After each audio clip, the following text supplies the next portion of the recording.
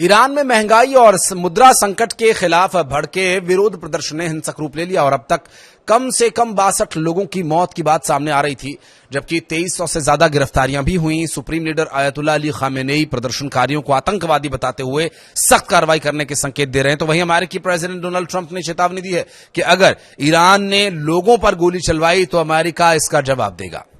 नमस्कार, मैं हूं आशीष त्रिपाठी और ईरान में महंगाई, गिरती मुद्रा और आर्थिक बदहाली के खिलाफ पब्लिक भड़की हुई है, प्रदर्शन चल रहा है और इसके खिलाफ अंतर्राष्ट्रीय राजनीति में बवाल मचा हुआ है। देश भर में जारी प्रदर्शनों के बीच ईरान ने सख्त संकेत दिए हैं, तो वहीं अमेरिका के राष्ट्रपति डोनाल्ड ट्रंप ने खुली चेतावनियों ने हालात को और तनावपूर्ण बना दिया है। अमेरिका स्थित human rights activist news agency के मुताबिक अब तक कम से कम 62 लोगों की मौत हो चुकी है।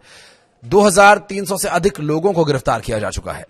तो एक मैगजीन की रिपोर्ट में यह दावा किया गया कि प्रदर्शनकारियों पर गोली भी चलाई जा रही है और एक डॉक्टर का हवाला देते हुए कहा गया कि 6 अस्पतालों में ही अब तक करीब 217 प्रदर्शनकारियों की जान जा चुकी है, जबकि सरकारी मीडिया लगातार प्रदर्शनकारियों को आतंकी, तोड़फोड़ करने वाला अराजक बता रहा है और ऐसे में उसके खिलाफ कार्रवाई का माहौल भी बन रहा है। ईरान के supreme leader Ayatollah Ali Khamenei ने ट्रंप पर तीखा हमला बोलते हुए कहा कि अमेरिकी राष्ट्रपति के हाथ ईरानियों के खून से सने हुए हैं। यह बयान इजरायल के साथ जून में हुए युद्ध और उसमें अमेरिकी समर्थन के संदर्भ में दिया गया। सरकारी टीवी पर प्रसारित भाषण में खामेनेई ने प्रदर्शनकारियों पर निशाना साधा, जबकि उनके समर्थकों ने डेथ टू अमेरिका के नारे भी लगाए।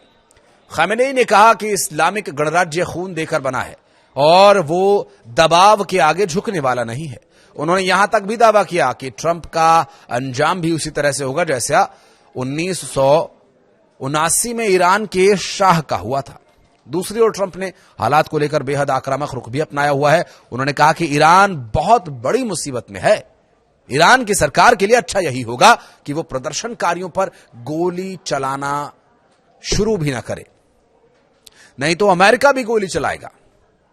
ट्रंप ने स्पष्ट किया कि इसका मतलब जमीनी सैन्य कार्रवाई नहीं होगी, लेकिन ईरान को जहां दर्द होगा वहीं चोट दी जाएगी। एक इंटरव्यू में उन्होंने यह भी संकेत दिया कि 86 वर्षीय खामेनेई शायद देश छोड़ने की तैयारी में हों। प्रदर्शनों को दबाने के लिए ईरान ने देशव्यापी इंटरनेट शटडाउन लागू कर दिया है और इंटरनेट मॉनिटर, नेट ब्लॉक्स और एमनेस्टी इंटरनेशनल ने इसे मानवाधिकारों का गंभीर उल्लंघन भी बताया। एमनेस्टी के अनुसार इंटरनेट बंद करने का मकसद हिंसा और मौतों की असली तस्वीर दुनिया के सामने आने से रोकना है या छिपाना है, जो भी आप इसे अपने विवेक के अनुसार कहें। नॉर्वे स्थित एनजीओ ईरान ह्यूमन राइट्स ने बताया कि मरने वालों में कम से कम 9 बच्चे शामिल हैं।